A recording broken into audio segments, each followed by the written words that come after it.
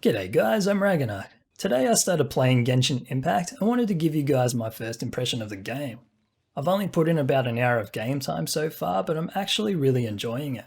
It's very much a story-driven role-playing game, and it does have a multiplayer co-op option, so you can play through the game with a few friends. However, I've just been playing solo so far. The first thing I noticed when I entered the world was how beautiful the world was.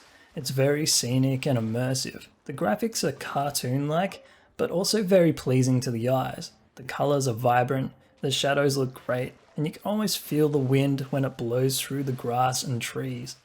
You see shadows of clouds move across the terrain around you. The world feels rich and alive, which I really love.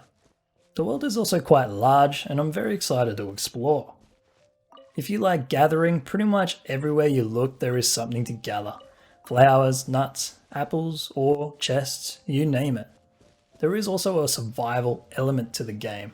So when you lose health, you need to regain your health by eating food. You're vulnerable to the environmental elements as well. For example, you get wet and cold after being in the water or rain, and if you go into the snow, you need to stay warm or you'll slowly freeze to death. I really do like the survival elements that add more depth to the game.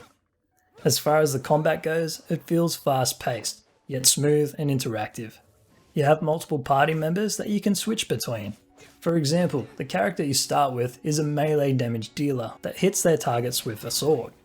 You can also cast an elemental ability with a short cooldown. You can hold the spell button to charge it up and release a much more powerful blow. The first member to join your party is a ranged damage dealer that uses a bow and fire arrows, which you have to aim at the enemy. You can also hold and charge the fire arrow for more range and more damage. You get an ultimate ability that slowly charges up during combat. Once pressed, it does huge elemental spell and a massive amount of damage. It's also very cool animation and satisfying to use.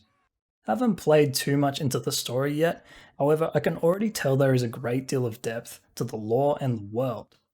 There are dragons, endless wilderness, cities, knights, the ancient majestic forests, all things you love to see in a fantasy role-playing game. The best part is the game is free and can be played on multiple platforms including PC, PlayStation 4 and mobile. I mainly play on PC, but if I wanted to play on my PS4 or my phone, I can. And I can even play the exact same character and continue where I left off, which is amazing. Overall, the game feels clean and polished. I'm very excited to continue playing it and I recommend you guys give this game a try.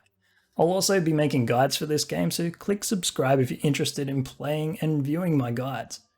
Thanks for watching guys, this is Ragnar, and stay safe.